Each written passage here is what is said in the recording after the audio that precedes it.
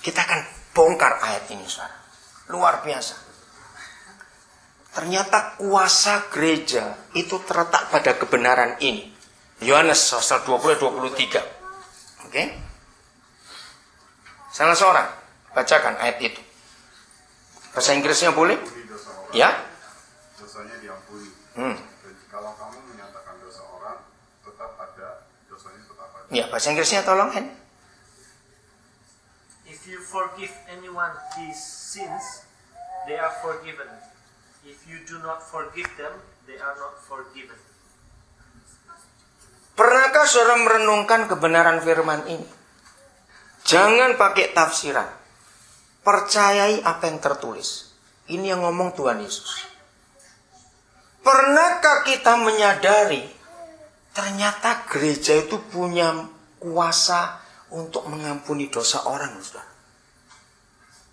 Kenapa di gereja Katolik para pastor punya sakramen yang keberapa itu? Ada 7 sakramen Katolik, 1 ada pengakuan dosa. Ini ayat yang dipakai. Secara psikologi, ayat ini dipercayai. Saudara tanya para psikiater.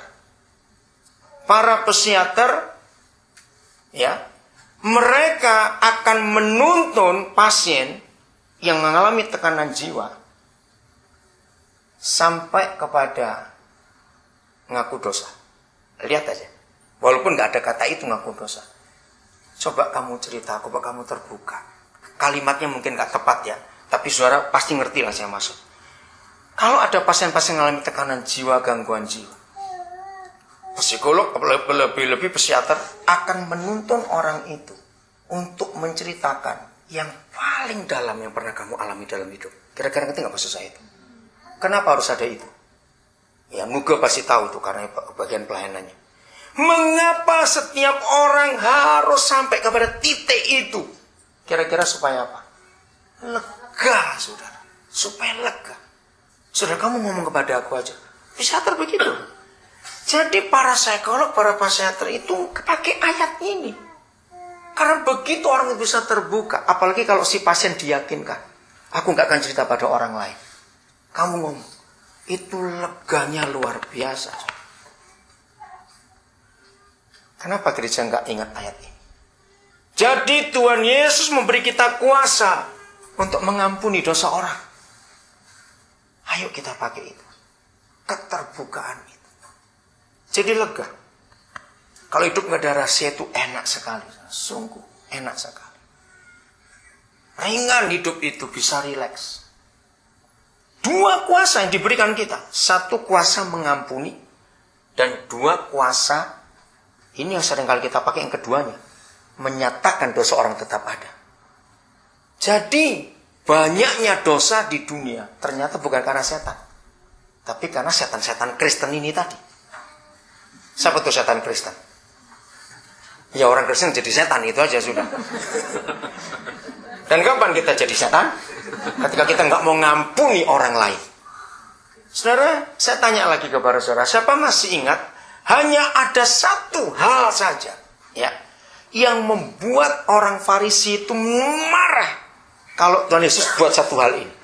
Buat apa itu? Ayo, masih ingat? Bahwa dia adalah anak Allah. Bukan.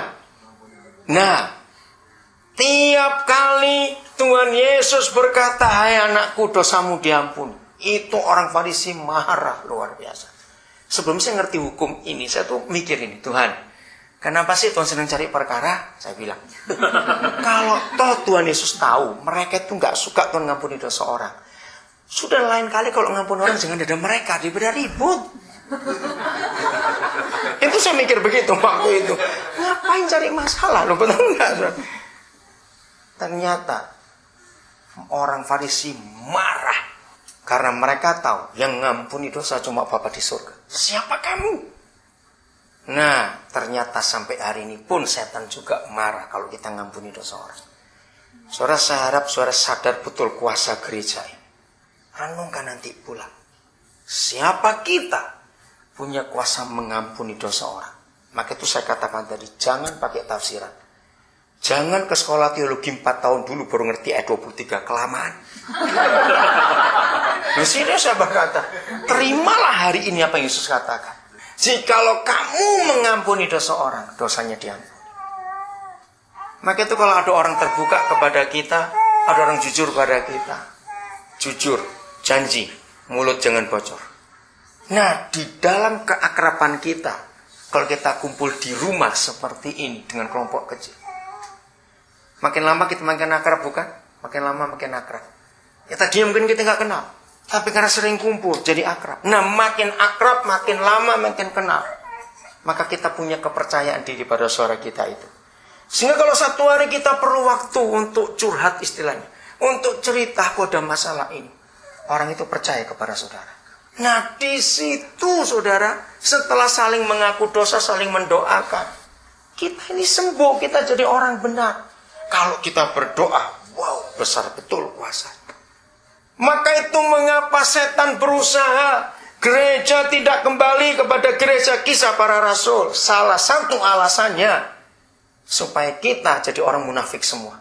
Karena kalau di kebaktian yang besar, maaf, berapa banyak keluarga, mungkin kita pernah juga, bisa berkata mungkin, jangan tertuduh. Mungkin kita pernah ke gereja. Senin aman, Selasa ribut, kita suami istri di rumah. Rebu aman, Kamis ribut. Jumat aman, Sabtu ribut. Minggu bapak belur sudah ke gereja. Bapak belur semuanya. Habis. Nah, terus ke gereja bukan? Senyum. Senyum, jangan senyum, dilihat orang itu. Senyum. Loh, ayo betul tidak? Berapa kali kita ngalami itu? Senyum kok dipaksa? Ya, ada tamu juga, pura-pura.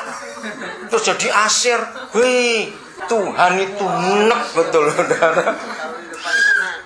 Di depan anak betul, saudara dengar ini. Saudara, ini yang Tuhan gak suka. Akhirnya kita ke gereja bawa setan semua. Karena kemunafikan yang kita buat. Saudara ingat loh, Tuhan itu gak suka kemunafikan. Benar. Saya memang radikal. Kalau saya tahu firman, saya radikal. Ya, saya cuma cerita. Jadi sampai hari ini, saudara, kami suami istri, kami itu nggak pernah tinggal sendiri. Memang kami nggak pernah punya pembantu. Istri saya nggak senang. Dia nggak mau ada pembantu. Dia semua kerjakan sendiri, setrika, cuci, ngepel itu dia sendiri. Dan saya bersyukur punya istri yang hebat seperti itu. Masak juga dia sendiri. Tapi di samping itu, dari saya belum menikah sampai sekarang ini, saya itu nggak pernah tinggal sendiri. Selalu ada orang di rumah. Gara-gara ayat ini. 3 bulan sebelum saya menikah, berapa rekan hamba Tuhan itu datang kepada saya, memberitahu, kalau kamu sudah menikah, nggak bisa loh kamu tinggal rame-rame begini. Kasihan istrimu, walaupun dia orang Indonesia, tapi dia warga negara Kanada. Saya bilang, termasuk salah satu Om Damaris, hamba Tuhan yang hebat itu, tantenya juga ngomong, berapa teman pendeta bilang, nggak bisa. Itu sudah komitmen saya karena Alkitab. Dan saya sudah bilang pada calon istri saya, kalau memang kamu nggak mau terima prinsip saya, kita nggak jadi menikah. Saya tegas begitu. Dan luar biasa istri saya. Sampai hari ini, kami itu tinggal itu rame-rame saudara di rumah. Nggak pernah berdua. Kenapa? Saya ingin terbuka dengan mereka semua. Ya, hari ini istri saya ke Jakarta, karena besok saya akan ketemu dia di Jakarta. Rumah, kami tinggal. Kunci kamar dan almari kami nggak pernah kunci. Itu selalu terbuka. Dan mereka tahu kalau ada tamu mendadak nggak ada kamar kami dipakai, nggak ada masalah. Kenapa? Karena ayat ini. Kami nggak izinkan setan itu sembunyi dalam hidup kami. Sampai maaf ya, itu kami ya, jangan saudara ngikuti prinsip ini kalau saudara belum sampai ke situ. Sampai uang pun, kalau saya pergi begini nih, ATM saya tinggal. Dan mereka punya hak anggota tim kami untuk melihat berapa uang saya. Mereka tahu semuanya. Saya mau betul-betul keterbukaan itu terjadi. Sehingga nggak ada kesempatan setan bekerja.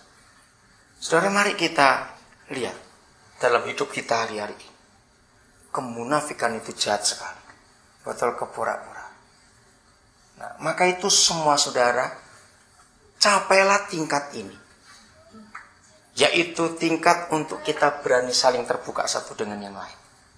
Bagus kalau hari ini kita bisa kumpul dari berapa gereja nih kita kumpul. Dan ini luar biasa, ini yang Papa suka dalam kehidupan kita. Bayangkan kalau semua kita orang-orang percaya itu menjadi orang benar karena kita terbuka. Kita akan bongkar ayat ini, saudara. Luar biasa.